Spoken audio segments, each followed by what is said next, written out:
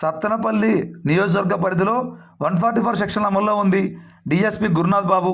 ఇక పూర్తి సమాచారం మేరకు పల్నాడు జిల్లా ఎస్పీ మల్లికా గార్గు ఆదేశాల మేరకు అడిషనల్ ఎస్పీ సోమశేఖర్ ఆధ్వర్యంలో Sattenapalli sub division DSP Gurunath Babu, Sattenapalli rural circle CI Rambabu, Muppalla SI హజరత్తయ్యలు తమ సిబ్బందితో కలిసి సత్తెనపల్లి రూరల్ పరిధిలోని సమస్యాత్మక గ్రామాలలో శనివారం మధ్యాహ్నం 2 గంటల సమయంలో భాగంగా విస్తృత తనిఖీలు నిర్వహించారు.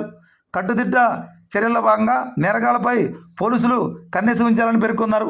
ఫ్లాగ్ మార్చులు నిర్వహిస్తున్నారు. ఇప్పటికే మాక్ డ్రిల్లు చేశారు. బజార్లో ఎక్కడ 10 మంది గుమికూడకుండా చూస్తున్నారు. ఎగ్జిక్యూటివ్ పోల్సు శనివారం సాయంత్రం విడుదల కానున్న నేపథ్యంలో మాదల తొండపి గ్రామాలను సందర్శించారు. సాయంత్రం 5 గంటల నుండి వ్యాపార దుకాణాలన్నీ మూసివేయాలని తెలియజేశారు. అవసరమైతే తప్ప ఏళ్ళ నుండి ఎవరు బయటికి రావద్దని ప్రజలకు విజ్ఞప్తి చేశారు. ఎవరైనా గొడవలకు పాల్పడని రెచ్చగొట్టాలని చూస్తే ఖచ్చితంగా వారిపై చర్యలు తీసుకుంటామని వారు పేర్కొన్నారు. ఎక్కడైనా పరిస్థితి శుద్ధిమించి గొడవలు అల్లర్లు జరిగితే ఫైరింగ్ కూడా చేస్తామని హెచ్చరించారు.